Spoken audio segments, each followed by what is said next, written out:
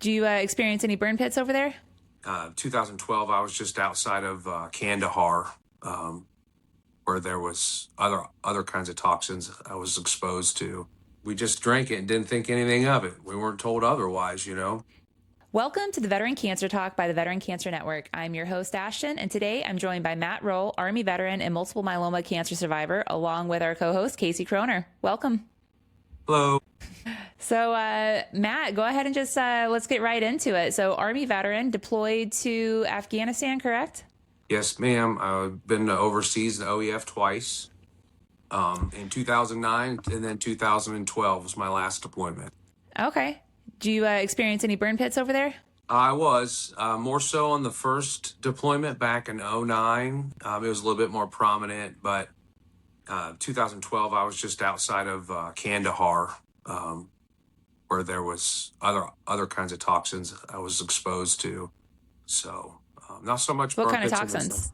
Oh, well, there was the water for one, the water buffaloes that were over there.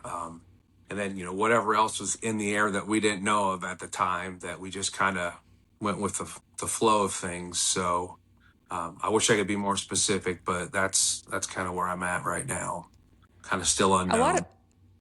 Yeah, I know a lot of people were talking, about the plastics and the water bottles and everything. I know on my deployment, when I was out in Iraq and Afghanistan, we had pallets of water, in plastic with the camo netting, under it and everything. And I remember having to go through and like slice through it because they were saying that the water was dangerous to drink. And then they gave us new plastic water bottles. Go figure. Well, that's absolutely correct. Majority of the water we did drink did come from water bottles that had probably been sitting out in the hot heat sun for, in a Connex for who knows how long, that, the plastics, like you said, from inside the bottle, we just drank it and didn't think anything of it. We weren't told otherwise. Yeah, and you bring up a good point about those water buffaloes. They're everywhere out there in training, on stateside and everything. I've never seen someone clean them at all. That's a valid point. Now that you say that, I don't think I have either. So, as much as the military we are at clean-in and details and stuff, like, that's a valid point. I've never been on that detail. So, yeah, I don't know. I know they put the iodine tablets in there that, make it kind of turn that different color. So it always looks like you're drinking rust. Actually, you might be drinking rust because I don't know if they clean the inside, like how they have that in on the inside, but it brings metal toxins and everything, all sorts of stuff in your body. Yeah, absolutely. You're bringing up a lot of good points I didn't even think about, like drinking rust water from a water buffalo and nobody's cleaned it in who knows how long. So that's, yeah. Probably back in the Vietnam era when it was brand new. Yeah, that's probably the one and only time that they PMCS'd it, right? Absolutely. So, where were you stationed stateside? My first duty station was Fort Bragg down in North Carolina, and then my last duty station was up at Fort Lewis up in Washington. So I got to see both coasts pretty much. Yeah, like it was pretty cool.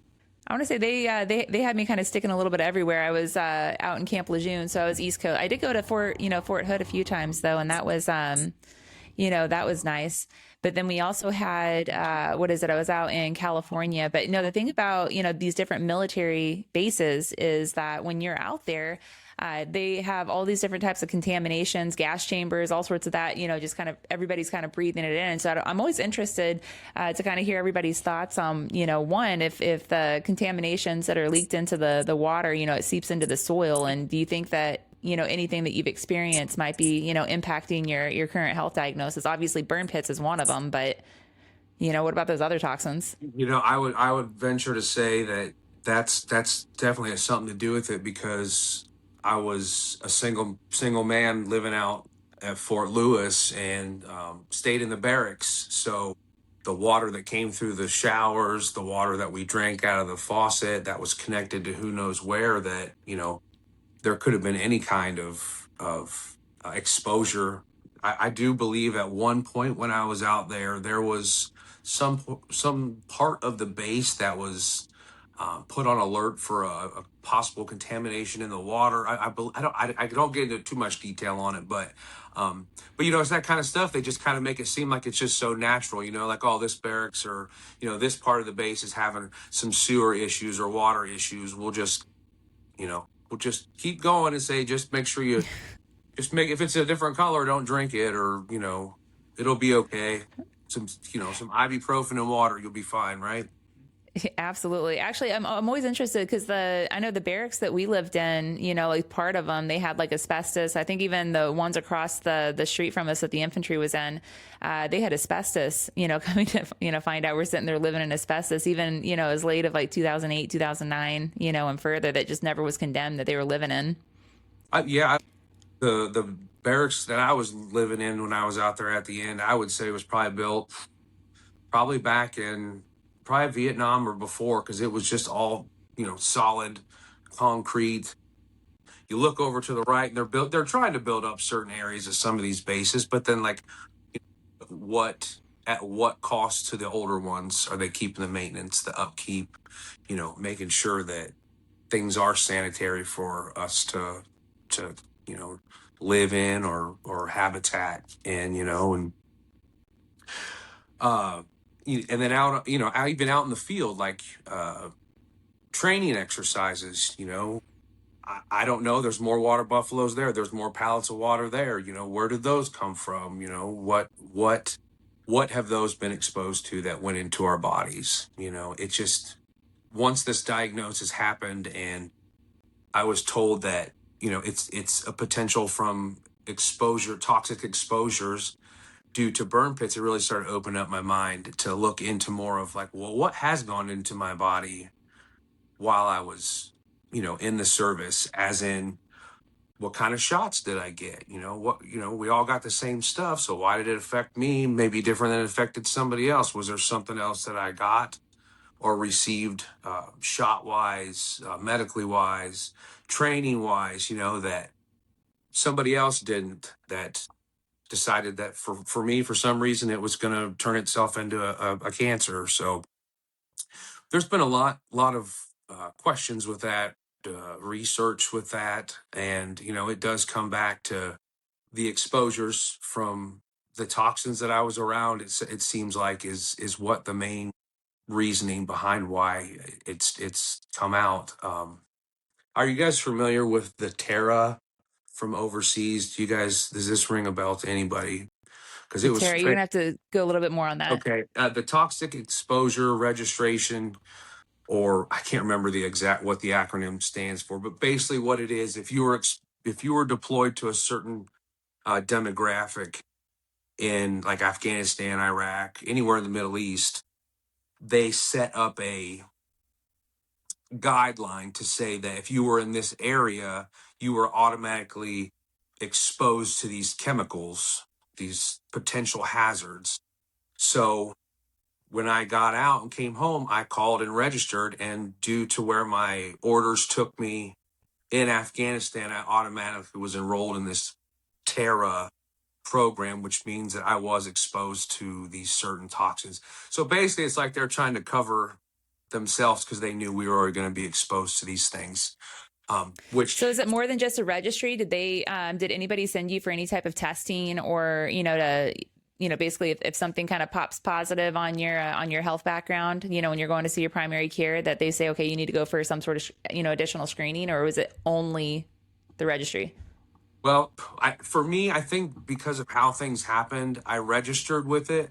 After I was having issues, I went through it was like a phone call with I don't remember if it was a nurse or a doctor. I went through all the questions of a questionnaire, and within, within a month, I was seeing an oncologist. So I don't know if that kind of overshadowed me going through the rest of what the VA or the medical team needed from me, but it was a pretty quick connection when I got diagnosed. The VA connected it right to that because I had been registered through the Mhm. Terra. So it kind of worked out pretty well in that sense.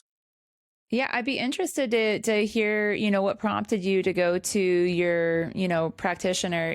Did you have certain symptoms that came up that, were just a little off, or was this just an annual screening that, they were like, hey, this looks kind of a little funky? It was like December of 2023. I was having some pain in my right like rib cage at the bottom of the area, and kind of thought maybe I had broken a rib.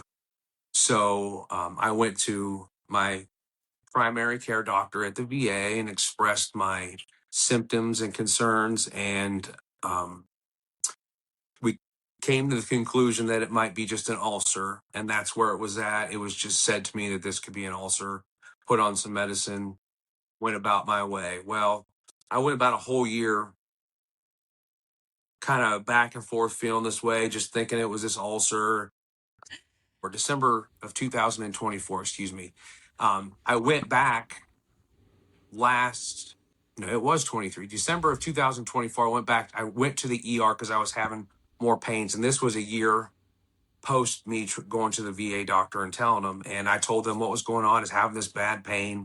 I think I might still be having a broken rib. And they looked at my medical records and said, oh, you might just be an ulcer. They did an x-ray, didn't find anything, sent me on my way. Well, Christmas rolls around and I told my wife, I looked at her and she could see that I'm just miserable at this point. Like I'm in pain all the time. I'm super tired. I have no energy to do anything. And she's like, something's definitely not right here. And I didn't feel like I was being heard by my primary care doctor at the VA. So I decided to go see a private doctor that my wife actually had grown up with in our local town. And he got me right in. I explained to him what was going on. And he said, that doesn't sound like a broken rib to me. Let me run some more tests.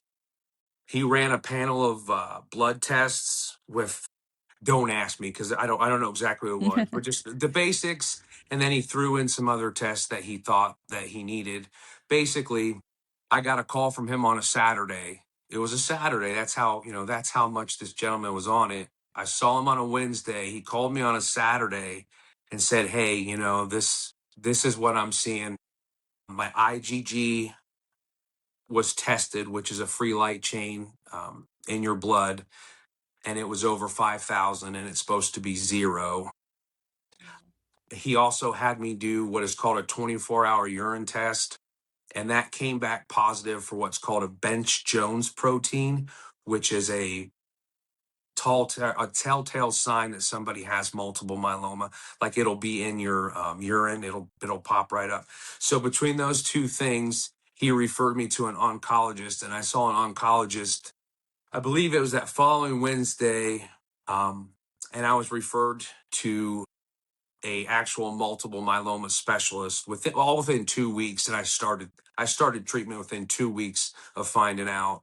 I went down to the Ohio State University at James in Ohio, Columbus, Ohio. If anybody's from Ohio, go Bucks. But so that's where I ended up with that, and I kind of dismissed going back to the VA at that point. Basically, all I did is just had them sign my community care paperwork because I was getting better. I was getting better treatment at Ohio State and with this local doctor that I have. So that's kind of what led me to where I was at. And come to find out the backstory, the pain that I was having in my side was a lesion that was eating a hole in my rib. So that would make sense Wow. as to why I was having. They found it by doing a PET scan, which if anybody knows or doesn't know what that is, they inject you with a dye. Then they look through you and they find where all the cancer's at. I had 5 active lesions, and the biggest one was on my rib, and it was eating a hole in my 9th rib. So you kind of glossed over the PET scan. It's radioactive stuff they inject you with. I guess when you go through so many tests, you just don't think about it anymore. I had so many needles in my arm and medicine and chemo, but yeah, I didn't see it. But it was kind of cool when you look at your results. You can see where everything shines, lights up. But I don't want to say cool because it's not cool, but the process of it is cool, I would say. Yeah, it's definitely not cool, but it is a little scary. Like, at least for me, I was in the chair. It was like an iron chair is what it felt like. They came in all suited up, gloved up to give me this little bitty shot. And it freaked me out a little bit. They had it like behind a shield and everything. I don't know if you had the same experience. Yeah, it kind of, I don't know. Like I remember the first time it was the what are they, phlebotomists? Is that what they're called that come in? Is that, well, the nurse, phlebotomist, whatever. She actually missed my vein. They went in through my, up by my elbow on the inside, and it was the butterfly needle, right? And she pulled it back out and tried to put it back in. So that's how that whole thing started. But now that you do say that, thinking about once they inject you with the dye, it does kind of gives you a different sensation, doesn't it? There's that Very warming, warm feeling. yeah, like a warming slash not really sure. Like when you kind of like when you have a panic attack, if anybody knows what that feels like, the back of your neck gets a little warm, and it. See, I guess again, I didn't even think about that because it's just all considered so routine in the process to either get something diagnosed. You don't think about what's going in your body to get to that end result to get cured or taken care of. So I do want to bring up one thing. So you and Casey actually have a similar story when it comes to the VA diagnosis, being able to get diagnosis. Casey had been going back and forth for quite some time, but his started with a pain too. Casey, do you want to kind of talk about that? The pain and stuff, I was feeling back pain, severe back pain, and the VA messed around with me for like 4 to 5 months with not being diagnosed properly, and all that stuff, been pushed around from doctor to doctor. And eventually I just went to a local ER, and, after the fact I got community care, but it was such a hassle going through that whole process. And I just hate hearing other people having to go through that today. Yeah, you bring up a good point. I think when it comes down to the, being able to get screened, especially not to, throw your age under the bus, but how old were you again when you were diagnosed? I was diagnosed at 41, and I was told when I was diagnosed that this specific type of cancer is not common for somebody my age, that majority of the time it's 65 and older in a whole different demographic even of life. That's why it was kind of the approach to treatment was a little bit more intense than it would have been if I was say 20 years older than what I don't know if you want me to get into that process. Please do. Yeah, I would be interested to hear what your treatment was like. So once I got down to the James at Ohio State, I met up with my hematologist, my multiple myeloma specialist. She's on the research team down there, and she's a little bit younger and very direct. I would say, I love it though. She's very direct. She puts it out there how it is, but she's very smart, and I trust her with my life. Okay, so her thought process was, being that I'm so young, we're going to do what's called a auto stem cell transplant, which is where I would have a stem cell transplant and I would receive my own stem cells back, not from a donor. Less risk of graft versus host disease, infections, maybe, more long-term stuff because you're getting your own some stem cells back into you. So moving forward, we get this all scheduled, get it all going. The VA steps in, says, we'll do community care, but we have to see you first. I'm like, okay, no problem. I have no problems with that at all. But the problem is they made me go to Indianapolis, push back the date of my stem cell transplant because they wanted to do their own, I should say, own testing. But they had all the testing that Ohio State had already done. So there was a little bit of confusion with all that. They did eventually end up taking care of all of it. But I have to tell you a funny little story about this. I shouldn't say funny, but 3 days before my stem cell transplant, I got a phone call from the VA saying, we're not going to be able to cover it. We're not going to do this. And I had everything already scheduled. And I said, well, let's hold on a minute, because I had a liaison the whole time from Ohio State talking with the VA and all of this and making sure everything was lined up. God love the lady that was on the admin side of this, that she made a minor mistake. And when she put in for the community care, she put in the Ohio State. She didn't put in the actual cancer center. So the VA kicked it back and said, no, now I have to go to the Cleveland Clinic and restart the whole process over.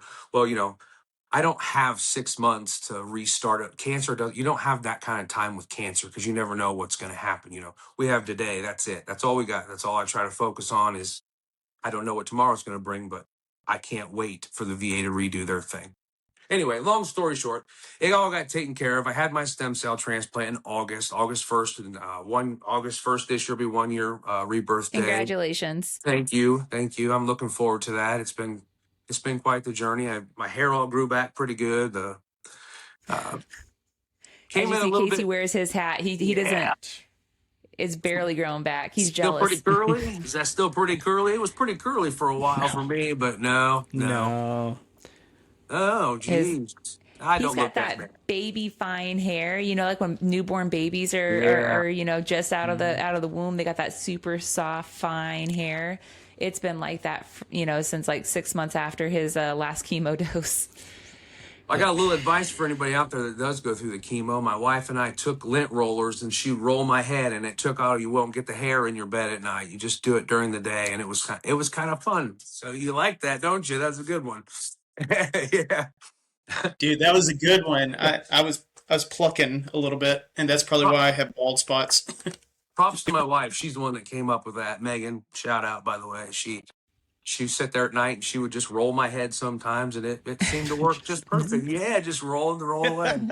Gotta have fun with it, you gotta Yeah. have fun with it. So I say this a lot, on, it's when I'm talking to other people, but I mean, we laughed, I think, more than we cried during, his entire experience in the hospital. And that was even after he decided to pop a pimple and go into sepsis in the ICU for a week. Again, he really wanted my attention at the time. He didn't already have enough of it. So, but it was just one thing after another. And I'm like, man, I was like, you were a hot mess. But that's when he started losing his hair. So they came in, and this is when we found out that, after you do like a round of chemo, like you have no white blood count. And that's whenever he was like, I'm starting to get some pimples on my face. Let me go ahead and, put bacteria in there. And he was starting to lose his hair. So he was like, I'm just going to shave it. So they brought out these really crappy, like shears.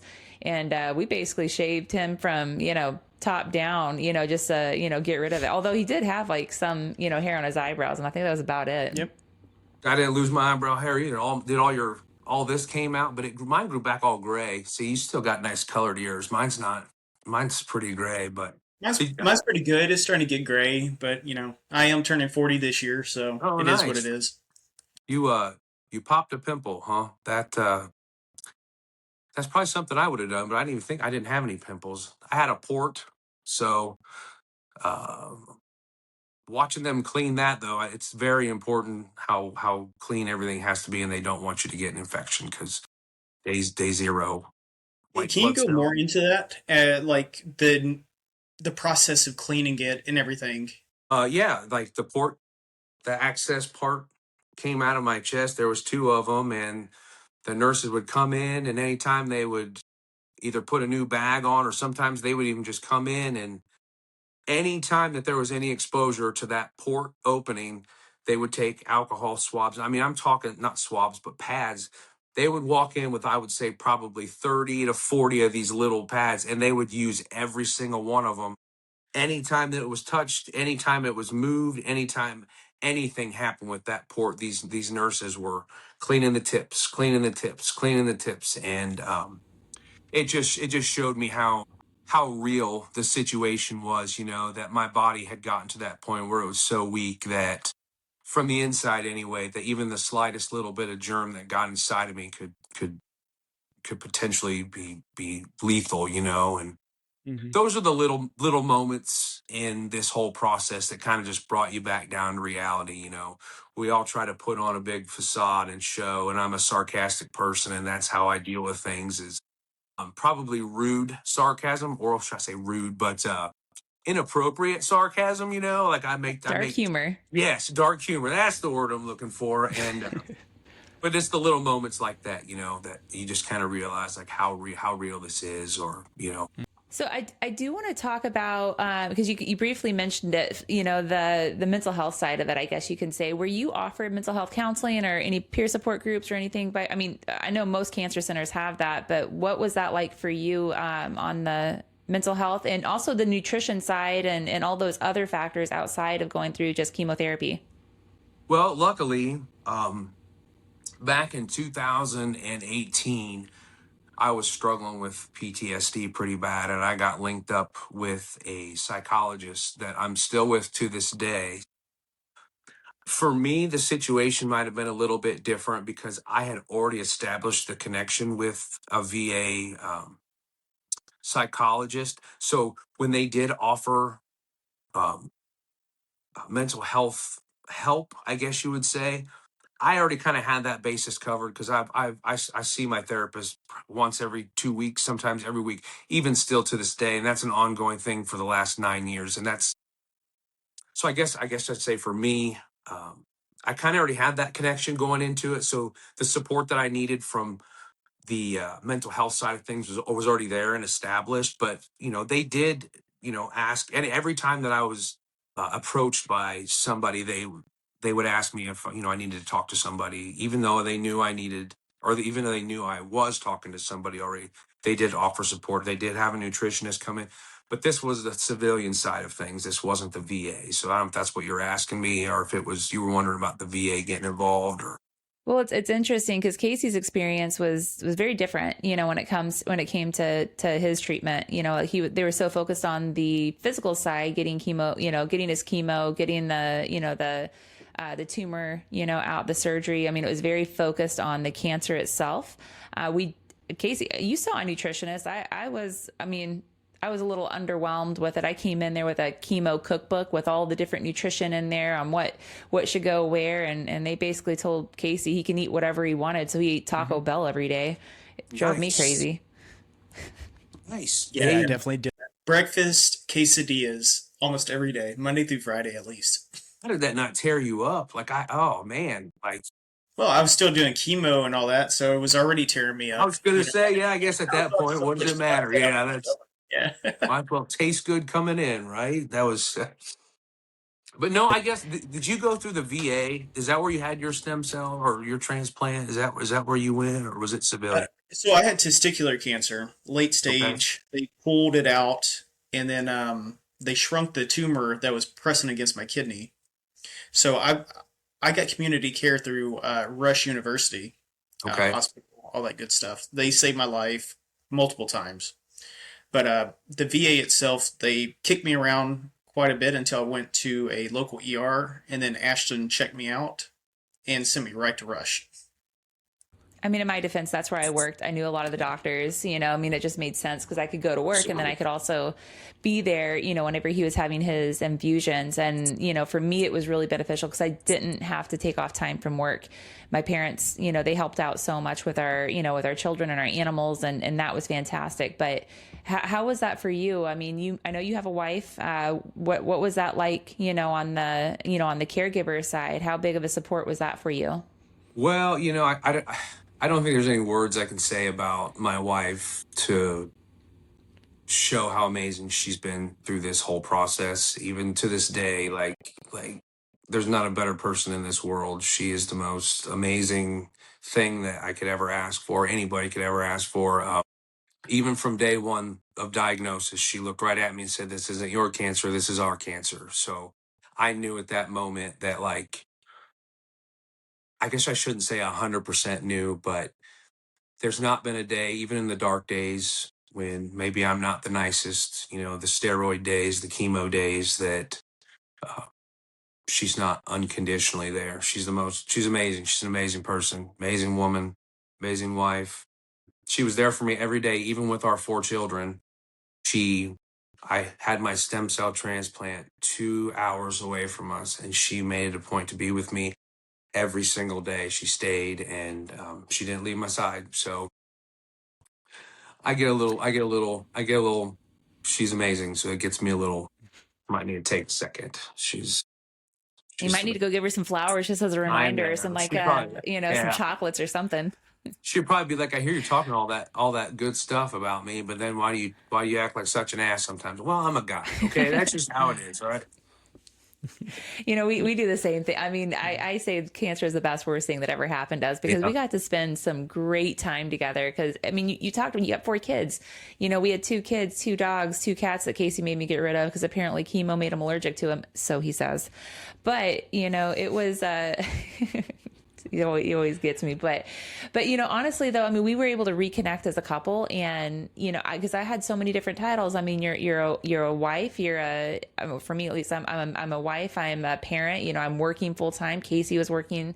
I mean, so we had so much going on that we didn't realize that we were just kind of drifting apart. So I think when and if it ever happens when we become empty nesters, I don't know about you, Casey, but I think we're going to be in a good spot. Like, we're not going to want to run away from one another. Do you feel do you guys feel the same way? I don't want to answer that right now. Oh, didn't do the dishes tonight. Just don't get any more animals, right? Cats or whatever it was. That's what you're saying. I would have to agree with you 100% on that. You don't realize or see, you know, I think tragedy or something, I don't even want to just say tragedy, but any type of monumental situation that happens in a relationship, either one or two things is going to happen. It's either going to make you or break you. And this is just my personal opinion.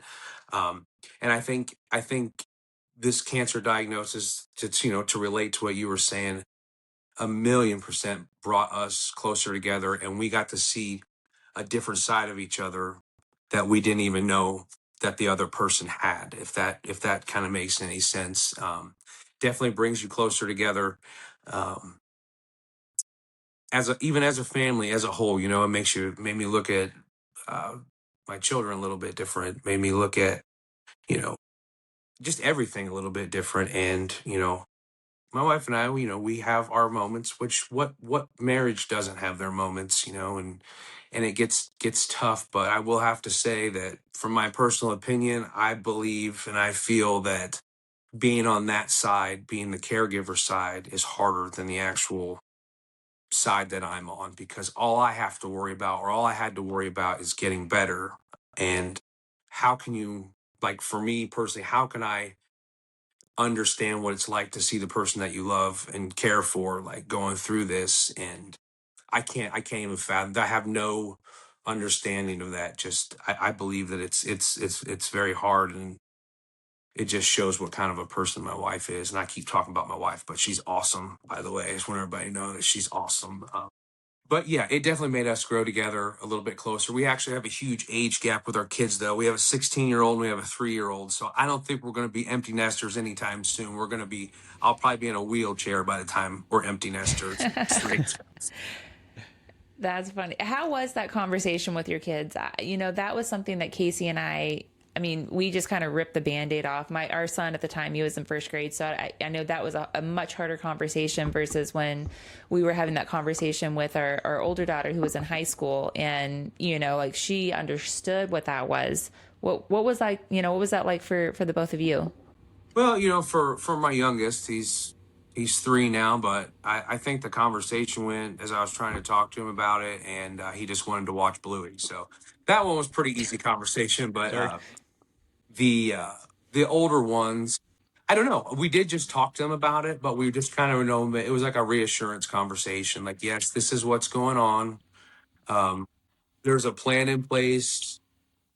They're not saying, obviously we don't know what's going to happen, you know, prognosis wise, but for right now, they have a plan in place with chemo, with the route that we're going to go. And our 16-year-old was 15 at the time. He's the oldest, and he is like the most mature 16-year-old you're ever going to meet. Like, he could probably go live on his own and take care of everything. Like, he's just that kind of kid. And um, I felt that, like you said, just kind of ripping the Band-Aid off, but the presentation had to be right for us. And we just we're very transparent in this house. That's how we live. That's how our family is. We talk about our feelings. We talk about things.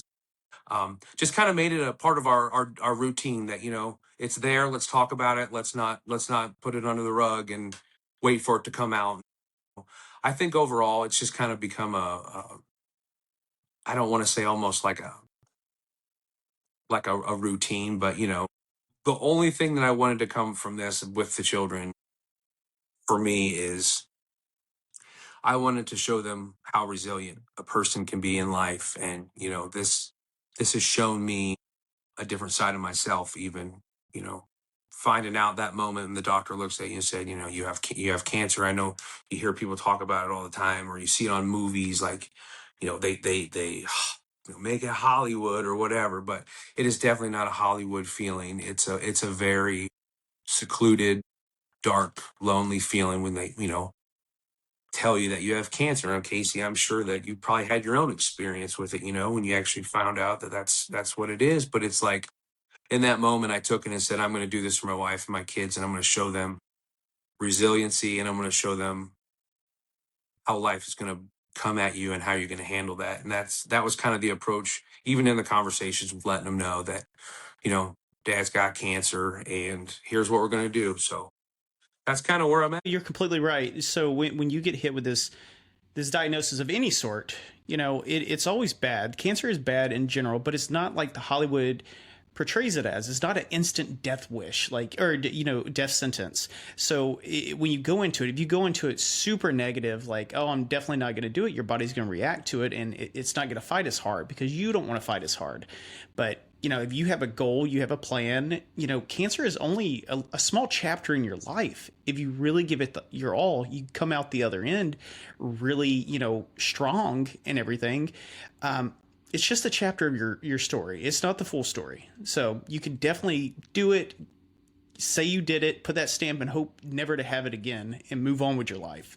But it's always going to be a small part of you, a small fear. But yeah, you got to just completely stay strong and keep pushing forward and helping out someone else that's hearing your story because maybe they're just starting their mission or their journey.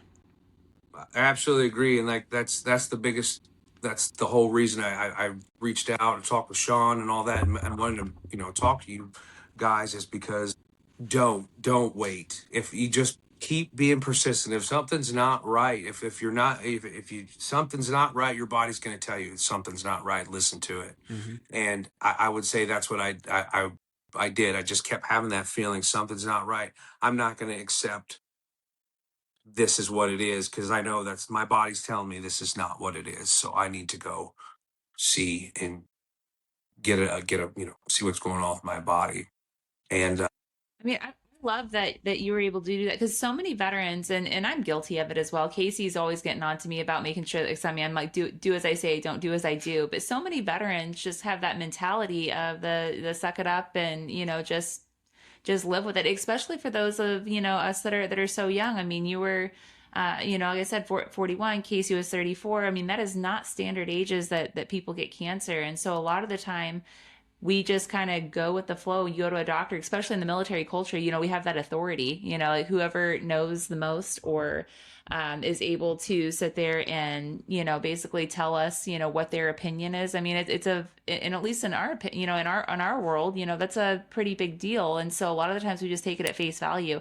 There's not a lot of advocacy going on with, with our community and it sucks. And I think that's just not even a veteran thing. I think that's just human nature of like, I don't want to go to the doctor. I don't want to pay that bill because it's expensive, or I don't want to take time out of my day to go to the doctor because who wants to do that? So I mean, I love that that you're able to advocate for yourself to be able to get somebody to actually take you seriously because that is not easy to do.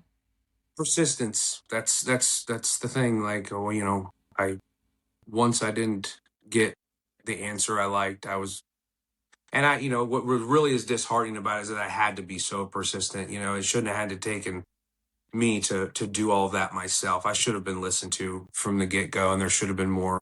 I don't want to get into it too much, but there just should have been things should have just been, I wish there would have been a little bit more support in some aspects of it. Yeah, the VA's really dug its ditch basically with the reactive instead of proactive. In that, like a veteran with the protocols right now are really crap and will be completely, that's all medical right now, especially with cancer. If you're not 45 or older, you can't even get the first screening, which is prostate exam. Like you and I still won't qualify for it right now. So, colon screening. Sorry. Colon screening. So we can't even qualify for it because we're too young, and that barrier needs to come down so we can save more people. And that they're slow to adapt to new stuff. That's my take on the VA. I mean, I think it's more of an insurance thing. The reason why that there's policies and protocols because the insurance don't want to, pay. I mean, a lot of the times they don't want to pay out. So if you look at, a bunch of 20, 30-year-olds saying, hey, I need a, I need to get a test, it's going to be difficult, for them to be able to stay sustainable, so they have those policies, protocols in place. But, the veteran population, I mean, that's a whole different, market when it comes to, how we should be getting treated. Veterans in the post 9/11 generation that have deployed to Iraq, Afghanistan, and Operation New Dawn, all these different locations. I mean, they're getting cancer very, very young. And I think that needs to be a policy change, both at the federal and congressional level, but then also, making the insurances, take note of that as well. Yeah, I wish part of the out processing when I was getting out, knowing I wish there'd be some sort of screening to happen before we got out, like a blood test of some sort or something, just when we get back into the civilian life, because we were exposed to a lot of stuff. So who knows? Maybe they would have found it back then. I don't know. I don't know, but I just wish there would have been something I could have done to know that's what it was, instead of having to go through a whole year, over a year and a half of, trying to figure it out on my own. Now, I do want to ask, because not everybody knows all the different cancers, explain what multiple myeloma is for those that aren't experienced and don't understand what that is. It is cancer of your plasma cells. Basically, it's in your blood. It's not bone. It's not leukemia, which is leukemia is a blood cancer, but this is the plasma cells inside of there that they have producing abnormal cells that just kind of come out. And that's, like I said before, that's where that bench Jones comes into your urine, because it filters out, it pushes out all these extra cells that you have. It's the same similarities of leukemia with, how you feel, like what it kind of does to your body. But symptoms are fatigue, anemia. Basically, I'll just say I have multiple myeloma, and my multiple myeloma is IgG is where they found the cancer. The abnormal cells were in the IgG light chains. There's different types of multiple myeloma, but I'm at a high risk. They did a genetic test on the DNA of the actual cancer cells, which I thought was pretty cool how they could test all of that. It's very, very in depth. And there's 2 genetic markers on there saying that this is a high risk cancer that I have, which means that time for relapse is a lot shorter than it will be for somebody that might just be at a normal risk with no genetic markers. So I was staged at a stage 2 when I was diagnosed. So basically, I take a chemo pill every day, a maintenance chemo pill every day, post stem cell transplant. And once a month, I go get infusions in my stomach and take a steroid, and I'll do that for the next 2 years. And I'll be on chemo maintenance pill wise. It's inevitable. Indefinitely is the word that they use. So this is not something that's going away. I still have active cancer inside of me, but they have it what they call a hibernation. That's what the stem cell transplant, they wanted to put it at deep hibernation. So I am having I'm in good response, is what the specialist would say that it is. So I kind of went off in a little bit on that. No, it's good. It's good information, for people that may be going through this, themselves, or that may think that they have it. So I think it's solid information. One of the things that we experienced when we were going through his, Casey's cancer treatment was, we wanted to be able to think ahead. So many people, especially whenever you're talking about lifelong chemo pills, they kind of get stuck in that rut. But, and I know other people's that have, that people that have a bucket list of items that they want to be able to complete.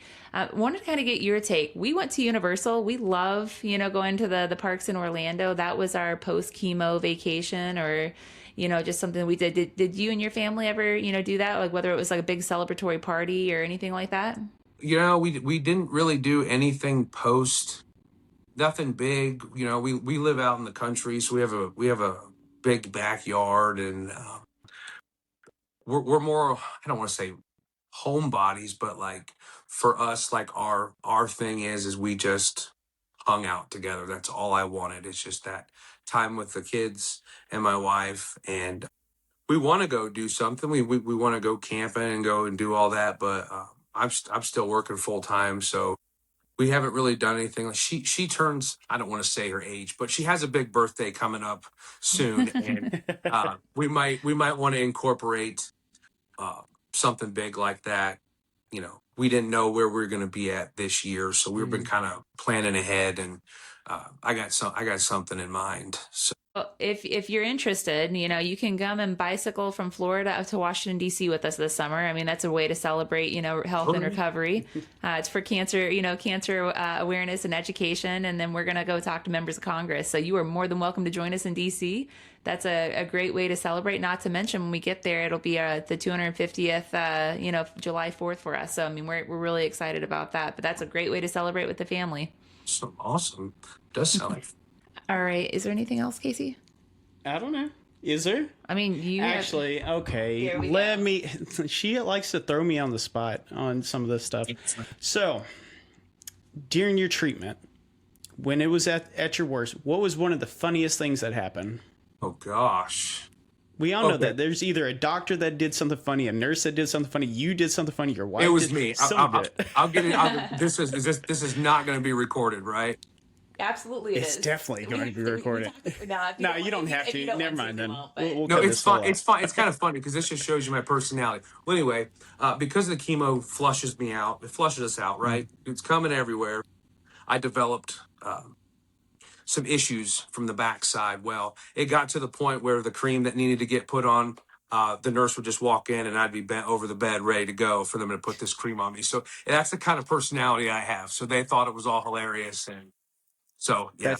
That's hilarious. Well, you shared one, I'll share one. Since mine was testicular cancer, and Rush is mainly a teaching hospital, I guaranteed had about 30 young females and males coming and touching my junk before they took it out.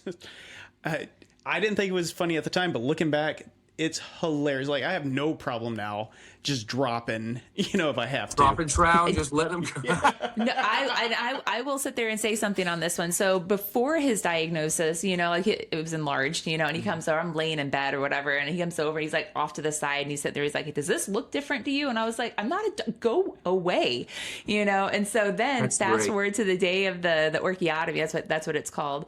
We're kind of waiting, and Casey had actually asked me to leave the room because this nurse, no idea who she was, I mean, she could have been a complete stranger. We'd never seen her before, but she basically said, hey, I need to check you. So he dropped trowel in front of her, kicked me out of the room like I had never seen it before. And then, basically was sitting there showing, I was like, she had no reason to see that. It's like she'd never seen it before. She's just wanting to take a look. Yes, she was. Yeah. Honestly, she could have been a janitor for all I knew. Just walked in with some scrubs, be like, "Hey, drop it." I was like, "Okay." It's already been like 50 people or something in there within like 24 hours. I just automatically, okay, sure, let's do it. Hopefully, she probably just some random person in the waiting room, just somebody's family member. Like, hey, let me go look at this dude's junk. That's great. Maybe. The part that gets me, so I'm kind of squeamish, I don't, there's things that I don't want to see. And so Casey wants to have like everything video recorded and pictures and, all the things. And so his urologist after the surgery had come out and he was like, your husband wanted me to show you this. And I'm like, oh crap, what happened? He shows me on his phone a picture of his testicle and, like outside of the body. And I'm like, trying not to. It was disgusting. So, of course, Casey wakes up. I mean, he had been delirious, apparently. He was already under all the medication and everything. He says that he never told them. I don't believe him. That is going to be a dispute that takes us to the grave, basically, on that one. No, That just I shows remember. Oh, go ahead. I was gonna say that just shows you how like warped our minds are. That you might have done it subconsciously. You know what I mean? Like that's good. I like that. It still came out really well. I thought it was. I still think it's hilarious. I got it on my phone right now. That's what's up. It's remembering. I was hoping more of the shots of like I'm on the bed covered. They're doing surgery stuff. Like an intern taking pictures or something. But no, he laid it out on the table, took a picture of it outside of my body, and gave it to her. That's what's up. It was not what's up. Like I said, that was not what I was experiencing. I mean, I was expecting him just like, hey, he came out okay, he's fine. No, he didn't do that at all. He was like, your husband wanted me to show you this, and I'm like, is he alive? Like, Here's what's left. Okay. right. Yeah. That's Oh awesome. man. That's awesome. Good stuff. You gotta find time to smile and laugh throughout this whole thing. It's just that's one the piece of advice I give anybody going through anything like this. Like you have to let yourself have a little fun and laugh because it'll put you in a bad place if not. And speaking of that, what are you doing now, man? Like, what's your purpose now? You know, since you're still getting active, or sorry, maintenance mode right now. Yeah. What are you doing? What, like job, hobbies? What are you into? Actually, I actually have a pretty good job. I am a production supervisor for a very large company. I don't want to Oh, of say course. their names, but and it's an amazing job. Provides an amazing life for my family. But on the side, like I'm all about my family. We got a big backyard. I'm a gun guy. I got guns. I did just kind of get myself a little, you know, post 1 year diagnosis gift where I just bought myself a new truck. I've always wanted a new truck, and I just got one. She's not necessarily happy about it, but here we are. I've wanted a truck forever. You know, and our kids are involved with school stuff, and we're really close to all our family, and that's what I'm doing. I'm just being a husband and a dad right now. That's my main focus in life. So that's all I wanted to be, and that's what I'm gonna do. So. Yeah, that's awesome, man. That's awesome.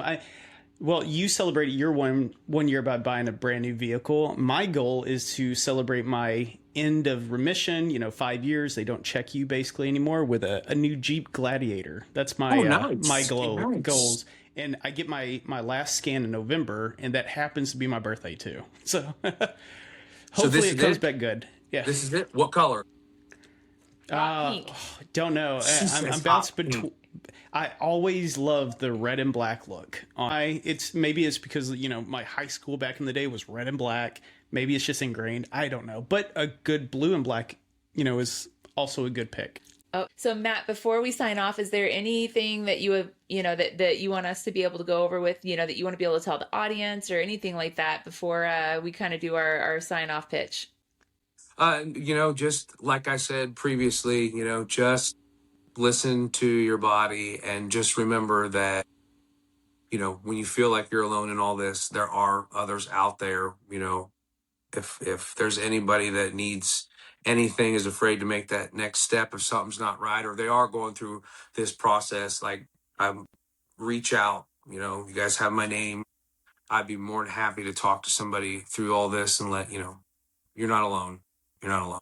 Now you bring up a good point on that one. You know, Matt says it best, reach out and touch somebody. My drill instructor said it as well. AT&T, reach out and touch somebody. You know, we're there for each other. We're that community, and, you know, you don't have to be at it alone. But Matt, thank you so much for joining us on the Veteran Cancer Talk. We loved having you. We love being able to, you know, hear your story and all the good work that you're doing out in the community with your family and everything. So thank you. You're welcome back anytime. I think Casey's talking about possibly doing an after hours talk with a couple of guys. So love to have you back on that as well.